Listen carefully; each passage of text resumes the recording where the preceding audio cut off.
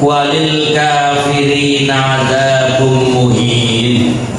Dan bagi orang-orang kafir siksaan yang menghinakan. Dengan sebab kekafiran mereka, maka mereka mendapatkan siksaan yang disertai kehinaan di dunia dan akhirat. Adapun di dunia ini mereka akan selalu sedih, susah dan buruk keadaannya, sehingga dapat dijadikan pelajaran bagi orang-orang yang datang sesudahnya. Adapun di akhirat nanti mereka masuk ke neraka selama-lamanya dan merupakan tempat kembali yang amat jelek. Kemudian Allah terangkan tentang bagaimana reaksi sebagian mereka ketika berdialog dengan Rasulullah SAW. Insya Allah lanjutannya kita baca pada pertemuan yang akan datang. Masih semangat? Mana semangatmu? Takbir. Bismillahirrahmanirrahim. Assalamualaikum warahmatullahi wabarakatuh.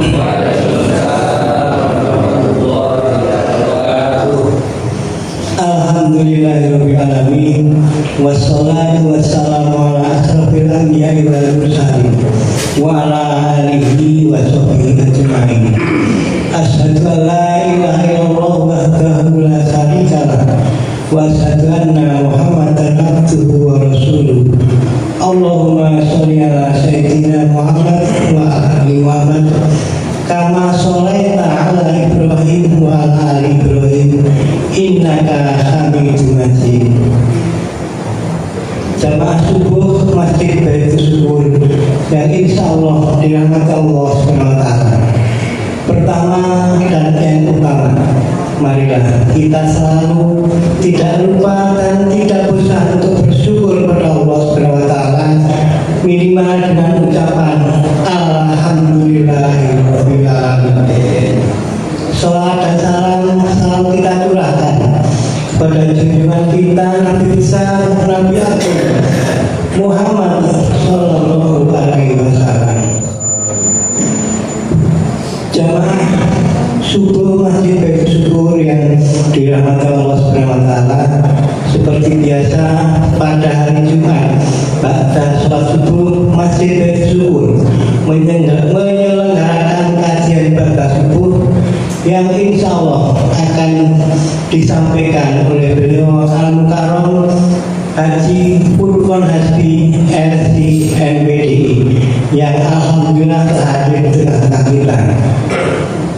Dan nanti setelah kajian pada subuh kita akan bersama yang telah disediakan oleh hamba Allah, tokoh masyarakat dan jamaah masjid Baitul Syukur Selangian Surakarta.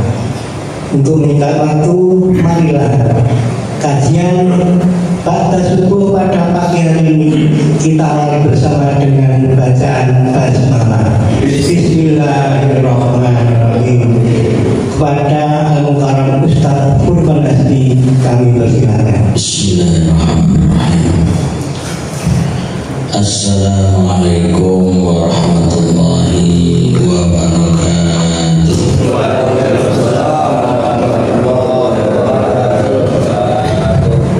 Innal hamdalillah nahmaduhu wa nasta'inuhu wa nastaghfiruh wa na'udzu billahi min shururi anfusina wa min sayyiati a'malina. May yahdihillahu fala mudilla lahu wa may yudlil fala hadiya lahu. Asyhadu an la ilaha illallah wahdahu la syarika lahu wa asyhadu anna Muhammadan abduhu wa rasuluh la nabiyya ba'dahu amma ba'd. Ya ibadallah, usikum wa nafsi bitaqwallah faqad fazal muttaqun. Apa kabar hari ini Bapak Ibu semuanya? Beberapa hari hujan nih ya, sehingga ada yang mungkin kehujanan terus jadi batuk, pilek. Ini termasuk saya ini serak-serak basah. Ini jadi kadang batuk, kadang pilek. Tapi mudah-mudahan sakit yang kita dapatkan atau yang kita derita sebagai penghapus dosa kita semuanya, amin. Yang sehat tetap semangat dan tetap bersyukur pada Allah Ta'ala, dan mudah-mudahan yang sakit Allah angkat penyakitnya, yang sehat diberi peluang dan kesempatan untuk berbanyak ibadahnya, amin. Amin. Mari kita berbanyak sholawat untuk Rasulullah Muhammad Sallallahu Alaihi Wasallam yang telah sempurna mengajarkan Islam, baik melalui Al-Quran, melalui perkataan maupun keteladanan. Dan di antara Al-Quran yang kita baca surat Al-Baqarah. Terakhir kita baca sampai ayat berapa? Kita baca ayat 89. Berarti hari ini kita akan baca ayat 90. Kita buka halaman 189 dulu. Di situ ada ayat ke-90, juga ayat ke-91. Kita akan baca ayatnya, membaca kembali terjemahannya dan penjelasannya. Dan nanti bisa selesai sampai halaman 193. Kita tahu dulu, a'udzu billahi minasyaitonir rajim.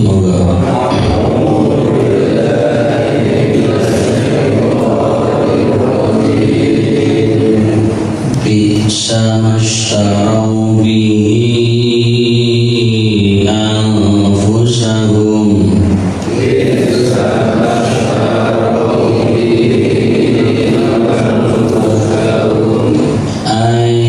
yakfuru bima anzalallahu baghyan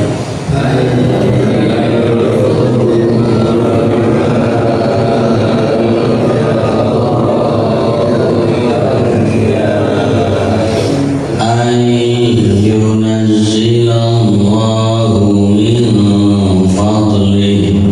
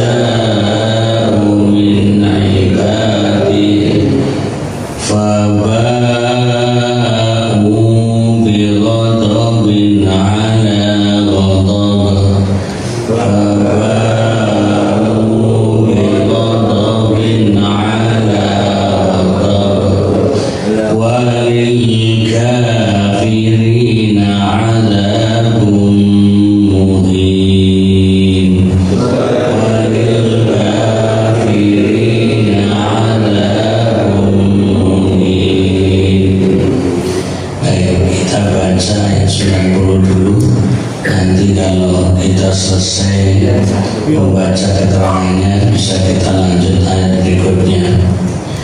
Silakan yang bawa buku bisa buka halaman 191 huruf B. Itu terjemahan dari sebagian ayat 90 yang diterjemahkan, sejelek-jelek sesuatu yang telah mereka gunakan menjual diri mereka adalah keingkaran kepada apa yang diturunkan Allah. Ini terjemahan sebagian dari ayat 90. Kalau lanjutannya, karena rasa dengki bahwa Allah menurunkan karunia-Nya kepada siapa di antara hamba-hambanya yang dikehendakinya. Karena itu mereka patut mendapat kemurkaan di atas kemurkaan, dan bagi orang-orang kafir siksaan yang menghinakan.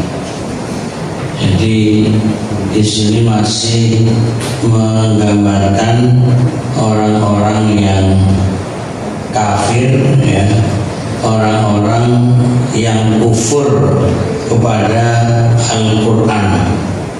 Kita baca, maksud sejelek-jelek sesuatu yang mereka perjualbelikan ialah sikap kufur kepada apa yang Allah turunkan, yaitu kitab Al-Quran, yang membenarkan kitab yang ada pada mereka. Maksud mereka itu adalah ahlul kitab, maksudnya orang-orang Yahudi yang hidup di zaman Nabi. Mereka memilih kekufuran, membuang keimanan, dan mereka curahkan seluruh hidup mereka di dalam kekufuran. Ini untuk menggambarkan bahwa mereka memilih kafir daripada iman, sehingga hidup mereka itu seakan-akan mencurahkan untuk kekafiran. Dan ini juga sekaligus menjadi pengingat kita, jangan sampai kita mengingkari isi Al-Quran. Dalam ayat ini adalah gambaran orang Yahudi yang ingkar Al-Quran, padahal Al-Quran turun mendukung kitab suci Taurat yang mereka percayai, yang mereka yakini, terlepas ada perubahan-perubahannya. Tapi artinya Al-Quran itu sepakat dengan apa yang ada di dalam kitab Taurat yang resmi diturunkan kepada Nabi Musa alaihissalam, juga nanti kepada Nabi Isa, yaitu kitab Injil. Jadi bukan datang untuk menentang, bukan datang untuk mengusik apa yang ada di dalam kitab Taurat. Hanya saja kalau ada yang mereka rubah, nah itu yang kemudian Al-Quran meluruskan, bukan menentang Taurat, tapi justru mengembalikan isi Taurat yang sebenarnya. Tapi yang masalahnya itu bukan Al-Quran menentang Taurat atau Al-Quran sepakat dengan Taurat. Intinya mereka itu dengki, itu aja sebenarnya. Orang dengki itu apa saja jadi penyebab ketidaksukaan. Walaupun yang dilihat itu kebenaran, tetap saja menjadi kebencian. Nah di sini jadi seolah-olah mereka telah melepaskan dirinya seperti halnya seorang penjual yang melepaskan barang jualannya. Jadi ayat Al-Quran ini membahasakan dengan bahasa ishtaro. Jadi artinya jual beli, bimastarau bihi anfusahum. Jadi menjual diri mereka. Ini kalau dalam bahasa istilahnya sebagai ungkapan perumpamaan. Jadi menyerupakan, atau mungkin bahasa lainnya tasbih, menyerupakan atau menyamakan. Mereka menolak Al-Quran itu sama dengan mereka melepaskan diri, ya, untuk beriman. Jadi ini bahasanya adalah perumpamaan. Saya ulangi lagi, bahwa seolah-olah, seakan-akan, ya, mereka telah melepaskan dirinya. Jadi kayak orang jualan. Jadi umpamanya punya barang, lalu barang itu dijual. Soalnya punya motor, ini hanya contoh, motor yang kita miliki lalu kita jual. Itu artinya kita melepas apa yang kita miliki. Ini adalah transaksi dalam jual beli. Kita suka atau tidak suka barang yang kita miliki kita jual, artinya kita lepas. Nah, ini perumpamaan untuk orang Yahudi yang kafir terhadap Al-Quran. Itu seolah-olah mereka telah melepaskan dirinya seperti halnya seorang penjual yang melepas barang jualannya. Nah, ini untuk menunjukkan bahwa betapa buruknya mereka, betapa jeleknya mereka, sehingga Allah menggunakan kata bisa, ya. Jadi sejelek-jelek, ya, sesuatu, nah ini menggunakan kata bisa, atau seburuk-buruk apa yang mereka lakukan. Ini adalah sungguh merupakan gambaran tentang mereka. Nah, bisa terjadi juga pada umat Islam. Nah, karena Al-Quran ini turun untuk menyikapi apa yang mereka lakukan. Orang-orang kafir dari golongan Bani Israel, yaitu terutama orang Yahudi yang kufur, ingkar, menolak Al-Quran yang diturunkan kepada Nabi Muhammad SAW.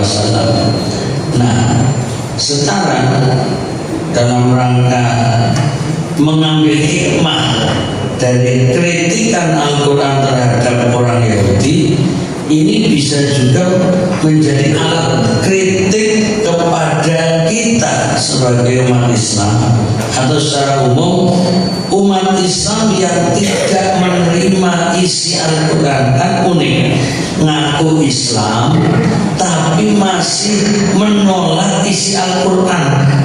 Kalau bahasa Jawa ini jadi iman pura ini sebenarnya orang beriman atau tidak?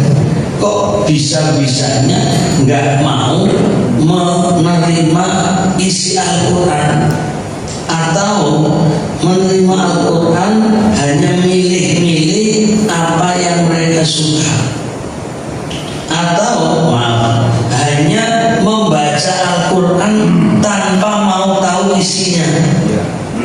Ini masih mending sebenarnya, mau baca tapi karena nggak paham. Nah, ini tingkatan-tingkatannya. Baca Quran dari awal Al-Fatihah, Al-Baqarah, Al-Imran, An-Nisa sampai Anas, baca semuanya dulu. Itu satu kebaikan. Kemudian setelah itu ditanya, paham nggak isi Al-Quran? Tidak. Nah, ini berarti karena ketidaktahuan isi Al-Quran. Nah, terus ada terjemahan, membaca terjemahannya, mulai tahu, tapi kemudian wah yang ini kayaknya kurang cocok kalau kita mengambil untuk diterapkan. Nah, ini mulai milah-milih mana yang cocok, mana yang tidak cocok, ya kan? Kemudian nanti lagi, wah ini tidak relevan dengan zaman, lalu ditolak. Nah, ini lebih parah lagi. Jadi contoh, bahwa dalam Al-Quran ada hukum potong tangan bagi pencuri. Kira-kira ketika ditawarkan ayat ini untuk dijadikan undang-undang di negeri kita Indonesia, kira-kira disepakati atau tidak? Gitu. Kayaknya jawabannya tidak. Jadi namanya as-sariqu was-sariqatu faqtu aydihuma, bagi pelaku pencuri yang laki-laki dan pencuri perempuan maka hukumannya potong tangan, ya, potong tangan. Nah, ini mungkin ketika dijadikan alternatif, ya bahasanya masih alternatif, pilihan, itu pun belum tentu diterima. Coba ini jadikan undang-undang bagi para pencuri. Kalau sekiranya sudah mencapai nisab yang layak dihukum potong tangan, ini laksanakan. Kayaknya kok belum ada undang-undang itu di negeri kita. Padahal orang menyebut Indonesia mayoritas umat Islam. Para pejabatnya KTP-nya Islam. Tapi ternyata dalam hal undang-undang yang diterapkan belum semuanya sesuai Al-Quran. Nanti berargumen kita kan negaranya tidak hanya umat Islam, ya kita bineka, artinya kita berbeda-beda, maka ya tidak semuanya harus kita terapkan, ya kita pilih-pilih yang sesuai. Nah ini mulai kita sendiri ya termasuk yang diem gitu. Jadi baca Quran tapi artinya cuma hanya bacaan, nggak ada langkah apapun. Itu baru satu ya ayat terkait dengan hukum mencuri. Nah itu kalau diterapkan, maaf ini hanya untuk seandainya ayat tersebut diterapkan, kira-kira para koruptor apa hukumannya? Kan koruptor itu bahasa halusnya untuk maling kelas pejabat. Jadi kalau pejabat nggak ada yang disebut maling tertangkap, itu nggak ada. Nanti bahasanya halus banget, demi menjaga harga dan martabat, ya, harga diri dan martabat pejabat, maka korupsi. Itu pun masih pakai bahasa yang lain. Jadi tetap praduga tak bersalah kan, jadi masih harus. Nah, tapi kalau sudah terbukti ya bahwa dia korupsi, kalau berdasarkan Al-Quran hukum potong tangan. Nah itu baru nanti jerah. Ya, tapi ya lagi-lagi berat untuk diterapkan, itu baru satu hal. Artinya bahwa kita membaca ayat terkait dengan kritikan terhadap Yahudi yang menolak kufur terhadap Al-Quran. Tapi uniknya umat Islam sendiri ya tidak mau mengatakan kufur, tidak mau mengatakan menolak, tapi hanya tidak mau menjadikan pedoman, itu aja.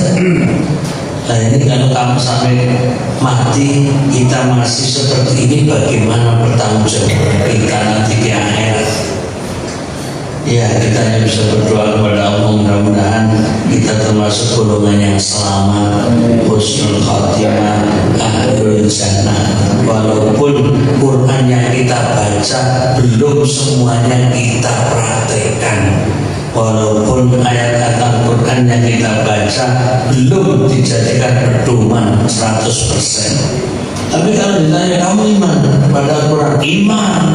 Kamu yakin isi Al-Quran itu benar? Yakin, benar. Kamu siap menjalankan isi Al-Quran? Siap. Ayat ini, waduh gimana ya? Nah, nanti dulu mulai. Jadi Allah menghalalkan jual beli, mengharamkan riba. Ahallallahu al-bai'a wa harrama riba. Allah menghalalkan jual beli, mengharamkan riba. Ini dalam transaksi utang piutang di perbankan ini ada unsur ribanya.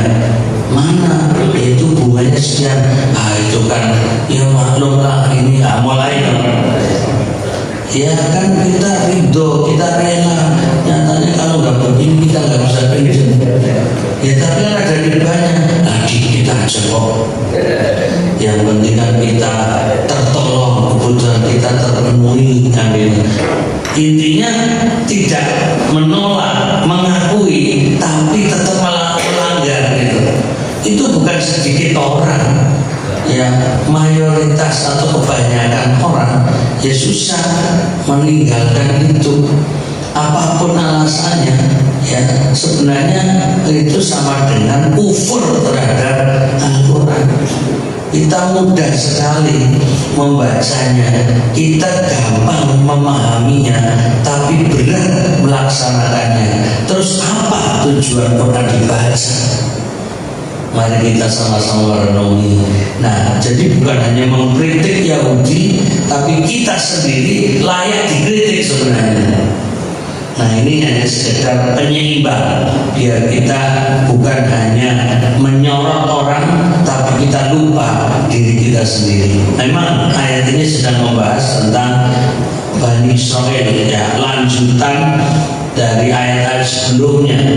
Karena sejak ayat 40 sampai kita baca ayat 90, ini masih membahas tentang kondisi Bani Israil, terutama kaum Yahudi. Dan saat yang ayat ini kita baca, Yahudi yang hidup di zaman Nabi. Kemudian ada keterangan selanjutnya bahwa Allah menjelaskan sifat, menjelaskan sebab ini dengan firman-Nya. Huruf C itu terjemahan dari ayat 90, kita baca dari ayyunazzilallahu min fadlihi ala man yasha'u min ibadihi. Itu di ayat 90. Kemudian terjemahnya di huruf C, karena rasa dengki bahwa Allah menurunkan karunia-Nya kepada siapa di antara hamba-hambanya yang dikehendakinya. Mereka ini menjadi kafir disebabkan semata-mata ingkar yang timbul akibat dengki dan benci kepada Allah yang dengan rahmat-Nya telah menurunkan wahyu-Nya kepada seseorang hamba-Nya yang dipilih-Nya. Jadi maksudnya adalah Nabi Muhammad Sallallahu Alaihi Wasallam yang dipilih Allah Ta'ala menerima wahyu Al-Quran. Jadi orang-orang Yahudi yang hidup di Madinah itu merasa iri, dengki, dan benci. Kenapa kok Al-Quran kitab terakhir diturunkan bukan kepada keluarga kami, bukan kepada Bani Israil? Itu masalahnya. Jadi kalau kita kembali membaca sejarah bahwa Nabi Muhammad SAW di Mekah itu juga dibenci oleh kaum Quraisy karena mengajak tauhid. Jadi mengajak agar menyembah Allah langsung, gak usah pakai perantara, gak usah pakai menyembah patung. Itu persoalannya. Lalu mereka tersinggung dengan ajakan Nabi Muhammad SAW. Jadi mereka nggak mau meninggalkan tradisi cara ibadah mereka. Begitu Nabi pindah hijrah di Madinah, yang dihadapi beda lagi. Bani Israil, mereka secara akidah sudah mentauhidkan Allah. Jadi orang Yahudi itu mereka mengaku menyembah Allah, ya, walaupun mungkin bahasanya beda. Jadi ajaran yang ada di dalam Taurat memang la ilaha illallah. Jadi sudah sepakat dalam tauhidnya.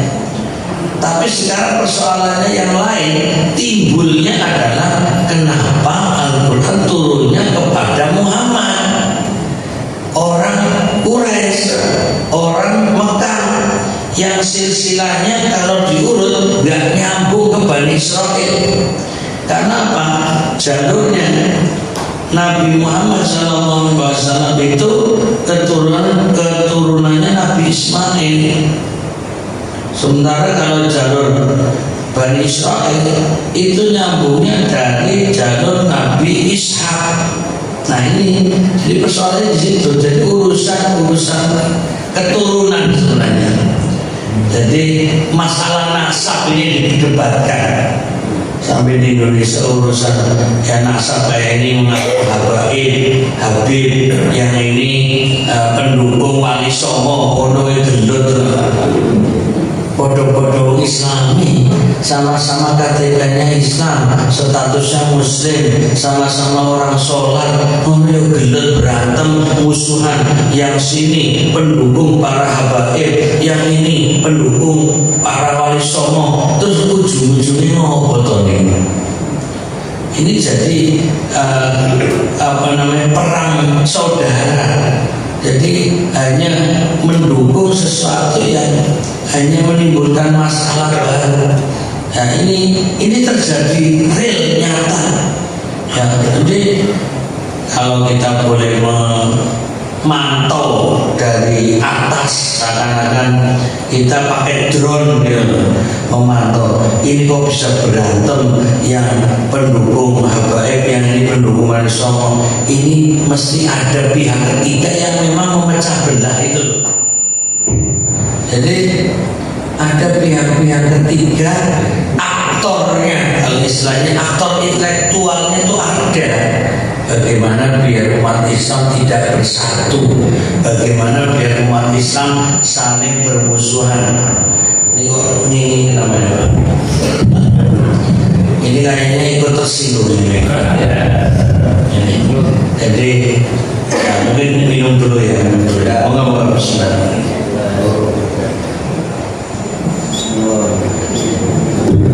Jadi ada pihak-pihak yang memang sengaja memecah belah umat Islam dengan cara apapun. Ada peluang, ada kesempatan yang mendukung para habaib. Nah, ini juga mencintai muhibbin kepada para habaib. Yang ini pendukung Wali Songo. Ini yang ingin menunjukkan bahwa Islam itu jalur Nusantara. Nah, sama aja sebenarnya. Jadi ini kemudian diadu domba, padahal domba aja nggak mau diadu loh itu. Berarti kan lebih parah dari domba itu. Jadi kadang-kadang mereka itu terbawa suasana yang tidak sadar ini hanya korban-korban adu domba. Ada aktor intelektual yang memang bermain di balik layar. Jadi kadang-kadang mendanai si muhibbin, mendanai si pendukung Wali Songo itu biar mereka berantem. Jadi danai dua-duanya. Lalu yang sini nuduh, wah itu pakai pendukungnya ini, dananya dari sana. Ini juga sama, kamu juga kode kan. Mestinya bos sadar. Ayo kita bangun kerukunan, kita bangun persatuan. Umat Islam kalau bersatu kan lebih kompak, lebih kuat. Jangan cari masalah yang menimbulkan kegaduhan, permusuhan. Uang bersatu saja belum tentu menjadi umat yang kuat, yang lurus. Ini apalagi pecah. Jadi nanti munculnya dengki yang para habaib ketika ceramah ini memang sudah dicuci otaknya, maka apapun kebaikan yang diomongkan, alah ngomong apa. Ini sebaliknya, para muhibbin juga sudah dicuci otaknya kalau mereka ini adalah hanya pemecah belah, mereka adalah ada yang menyebut PKI, ada yang menyebut macam-macam. Kalau ngomong alah ngomong apa. Nah, ini semuanya sengaja dibuat oleh pihak ketiga. Maka dari itu waspadalah. Kita jangan masuk ke dua kelompok itu karena hanya nanti jadi korban. Tapi namanya kita itu orang yang mudah membaca informasi, kemudian tidak mencerna dengan seksama, dapat kiriman yang pendukung para Wali Songo, lalu benci sama habaib. Habaib itu apa? Habaib itu sudah semua. Kita itu sama saja, kita domba itu. karena kita itu terprovokasi. Nanti orang yang muhibbin juga kalau mendapat berita tentang PWI ini, tentang apa itu namanya pendukung Wali Songo itu, ini juga akan ini beritanya, oh ini hanya untuk ini macam-macam. Akhirnya nggak ada titik temunya, karena memang mereka dibuat untuk saling bermusuhan. Kalau gaya lama di zaman penjajahan, umat Islam itu tidak dibikin berantem, tapi hanya yang penting diberi kesempatan untuk sholat, ibadah, tapi jangan sampai bicara tentang politik itu. Jadi biar tidak menyinggung urusan pemerintahan, biar tidak sampai mengkritik Belanda, maka biarkan umat Islam urusan ibadah, urusan sholat diberi kesempatan sebebas-bebasnya. Tapi kemudian nanti Bapak Ibu yang dirahmati Allah, ini sudah waktunya tuluk atau terbit, tapi masih punya jeda untuk sholat suruh kira-kira 1/4 jam lagi. Siap menunggu waktu suruh? Ya, karena memang waktu subuh kita itu kalau standar lama jam 3:54 atau 55. Sementara kalau ditambah 8 menit ya katakanlah jam 4:03 menit ya. Nah ini waktu terbitnya juga maju, jam 5:15 itu sudah terbit, tapi nanti suruhnya katakan 5:30. Kita sampai 5:30 ya. Ya, baik. Bapak Ibu yang dirahmati Allah, tadi hanya sekedar menggambarkan ya suasana negeri kita, masyarakatnya umat Islam yang memang dibikin saling bermusuhan, dan ini sudah dilakukan oleh Belanda juga dengan pendekatan hanya diberi kebebasan umat Islam beribadah, tapi jangan menyinggung urusan politik, sehingga nanti umat Islam kalau bicara politik dianggap ini bukan ajaran Islam. Bahkan ada satu ajaran haram bicara politik. Ya, jadi ada ajaran haram politik, dan itu juga diterapkan seperti negeri India. Ya, itu pernah terjadi karena penjajahnya Inggris, lalu membuat semacam aturan, membuat sebuah kelompok yang nanti di situ umat Islam silakan beribadah, umat Islam silakan berdakwah, tapi jangan bicara politik. Itu ada di India dan itu menyebar ke dunia, termasuk di Indonesia seperti itu. Jadi ini umat Islam sebenarnya dipermainkan, tapi kadang kita itu nggak menyadari. Ini yang mungkin kadang-kadang kita kurang perhatian. Jadi kembali lagi kepada ayat yang kita baca ya, bahwa ini terjadi pada orang Yahudi yang memang hanya karena dengki, benci. Jadi kembali lagi, umat Islam itu jangan sampai benci, dengki sesama umat Islam gitu. Hanya karena perbedaan khilafiyah, perbedaan organisasi, malah urusan partai, beda partai malah jadi benci dan dengki, ini juga keliru. Nah ini kalau orang Yahudi itu bencinya karena urusan nasab tadi lah, urusan keturunan. Dan bahwa kita baca dulu ya, mereka ini menjadi kafir disebabkan semata-mata ingkar yang timbul akibat dengki dan benci kepada Allah yang dengan rahmatnya telah menurunkan wahyunya kepada seseorang hambanya, maksudnya Nabi Muhammad SAW yang dipilihnya. Tidak ada kejahatan yang lebih daripada kejahatan orang yang membatasi kehendak Allah sehingga tidak rela wahyunya diberikan kepada keturunannya, yaitu Nabi Ismail, seperti halnya yang diturunkan kepada keturunan Ishak dahulu. Ya. Jadi intinya harapan Bani Israel itu semua nabi dari Bani Israel. Padahal sudah banyak sekali ya, kalau kita telusuri nasab para nabi itu dari 25 nabi ya, dari 25 rasul yang tercantum dalam Al-Qur'an hampir ya hampir semuanya, karena sekitar 18 atau 19 nabi itu dari Bani Israel.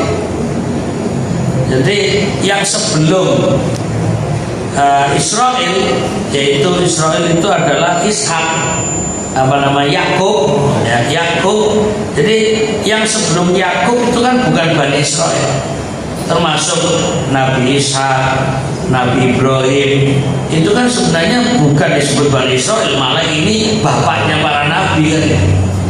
Makanya disebut Abul Anbiya. Kemudian nanti yang zaman dengan Nabi Ibrahim itu ada Nabi Lut, itu jelas bukan juga Bani Israel.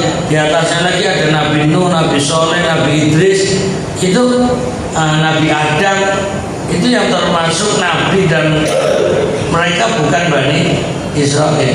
Nah, adapun nanti sudahnya pertama kali nabi dari Bani Israel adalah Nabi Yusuf. Jadi Nabi Yusuf itu pertama nabi dari keturunan Bani Israel, karena Nabi Yusuf adalah putra, salah satu putra dari Nabi Yakub.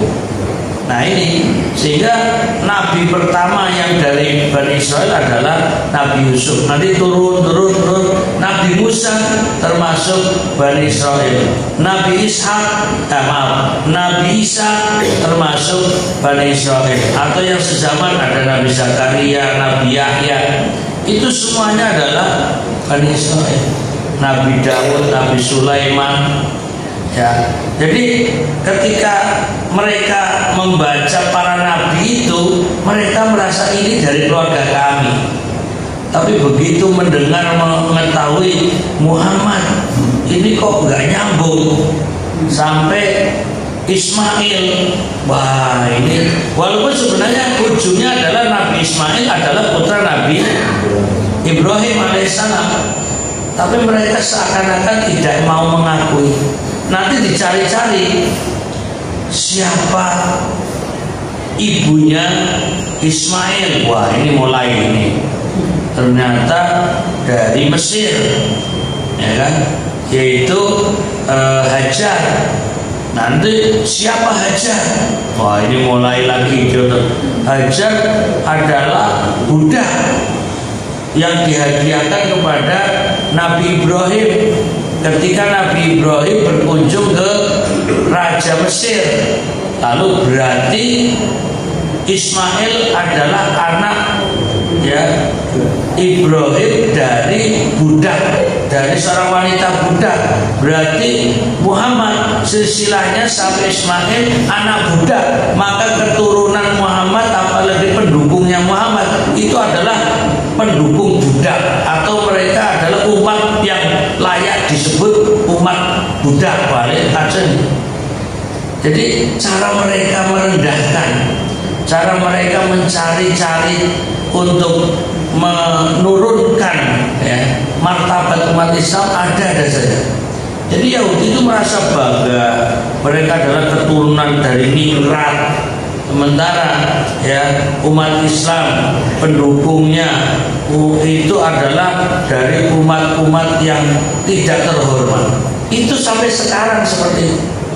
Jadi itu cara mereka karena sudah punya rasa iri dan dengki ya. Jadi benci di hati mereka.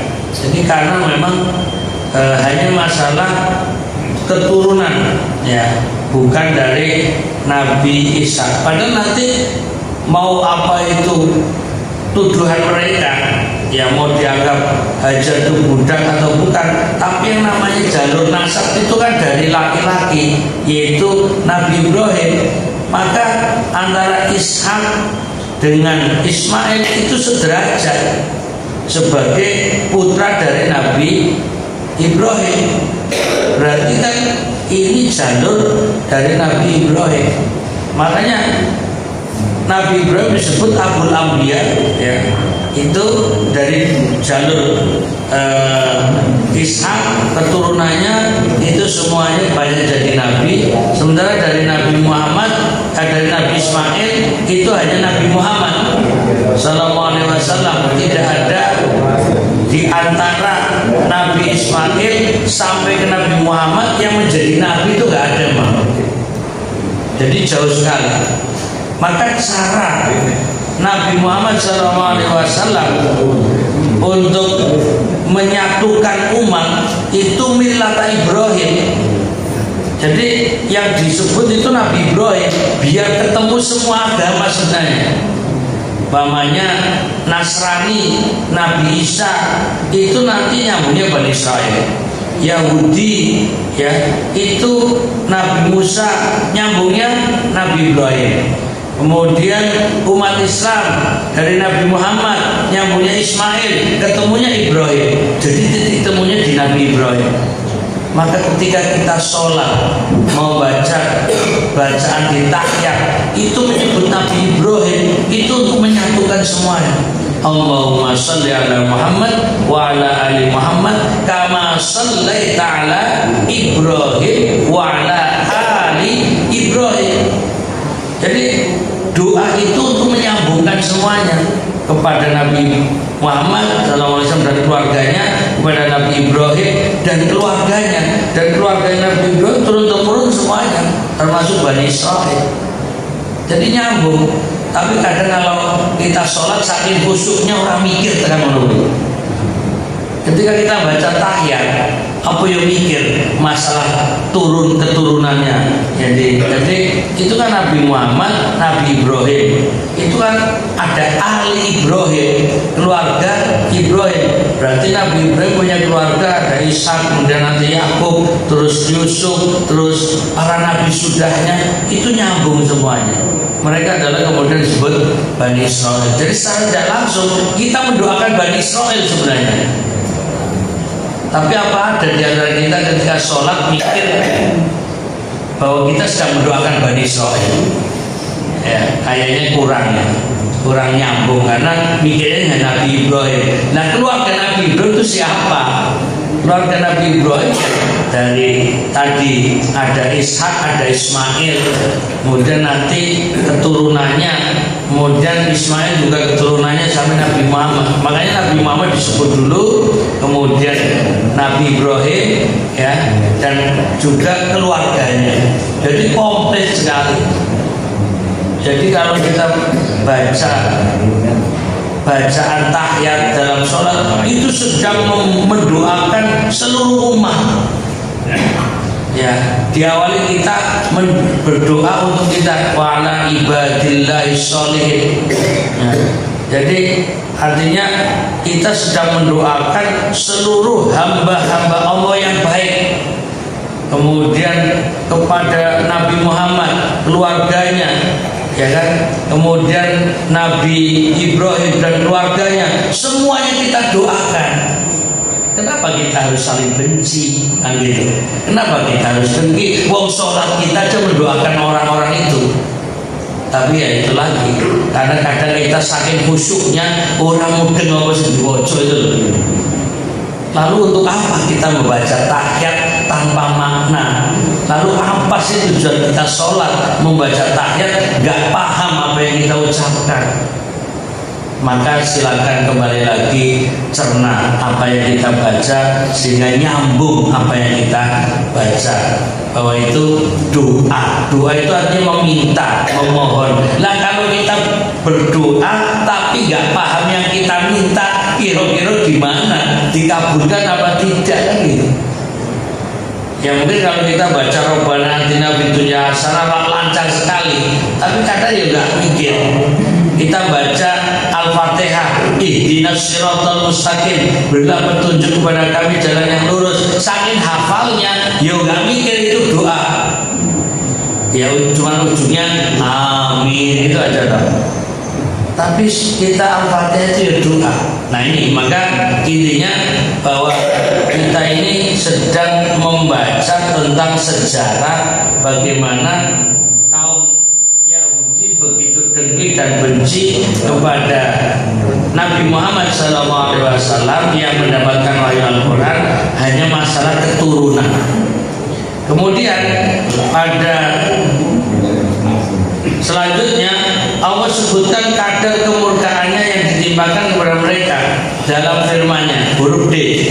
Ya, kita belum sampai pada ayat berikutnya. Huruf D ini karena itu mereka patut mendapat kemurkaan di atas kemurkaan, yaitu faba'u bi ghadabin ala ghadab. Mereka kembali mendapatkan dua kemurkaan, yaitu kemurkaan karena kafir kepada Nabi Muhammad SAW ditambah kemurkaan yang sudah dari dulu ditimpakan kepada mereka karena durhaka dan kafir kepada Musa alaihissalam.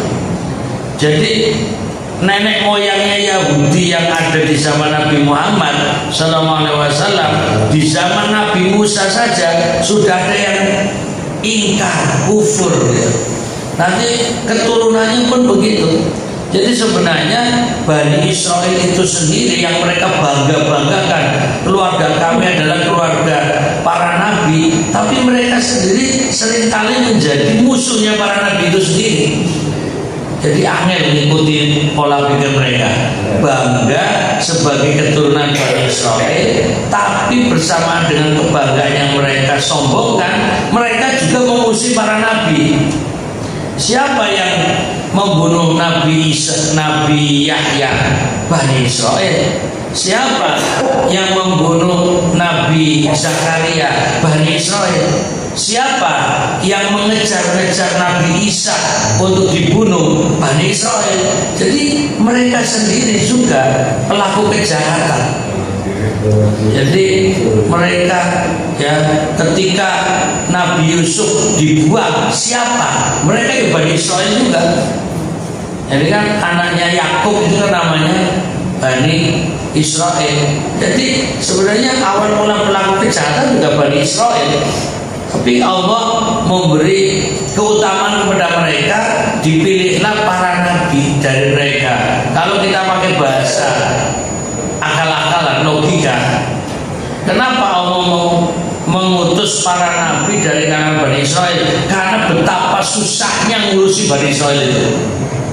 Jadi karena banyak kesesatan, banyak kejahatan, mereka harus diberi para penasehat, para nabi, para rasul untuk memperbaiki mereka. Karena ini mereka biang kerok kejahatan.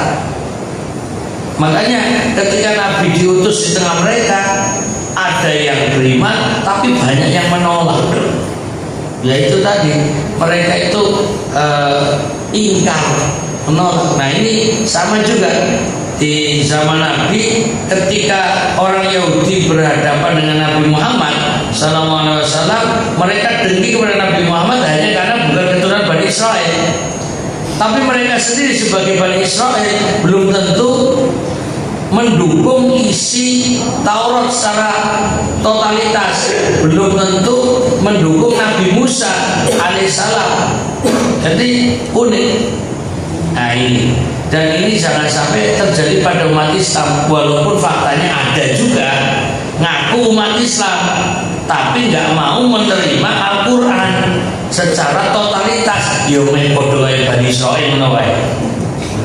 Waspadalah, waspadalah. Nah ini gambaran bagaimana Allah murka kepada mereka karena mereka kafir kepada Nabi Muhammad SAW, ditambah kemurkaan yang sudah dari dulu ditimpakan kepada mereka karena durhaka dan kafir kepada Nabi Musa alaihissalam.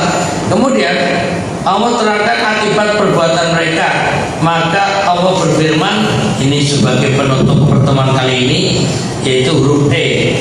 Ini adalah ayat ke-90, walil kafirina adzabum muhin. Dan bagi orang-orang kafir siksaan yang menghinakan.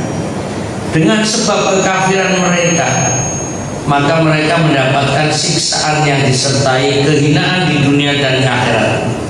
Adapun di dunia ini mereka akan selalu sedih, susah dan buruk keadaannya, sehingga dapat dijadikan pelajaran bagi orang-orang yang datang sesudahnya. Adapun di akhirat nanti mereka masuk ke neraka selama-lamanya dan merupakan tempat kembali yang amat jelek. Kemudian Allah terangkan tentang bagaimana reaksi sebagian mereka ketika berdialog dengan Rasulullah SAW. Insya Allah lanjutannya kita baca pada pertemuan yang akan datang. Masih semangat? Mana semangatmu? Takbir. Kayaknya belum kompak, melek. Mudah-mudahan habis ini sarapan dengan semangat. Baik, kita akhiri dengan kafaratul majlis. Subhanakallahumma wa bihamdika asyhadu an la ilaha illa anta astaghfiruka wa atubu ilaik. Ya, tolong dicatat yang belum huruf F ya. Assalamualaikum warahmatullahi wabarakatuh.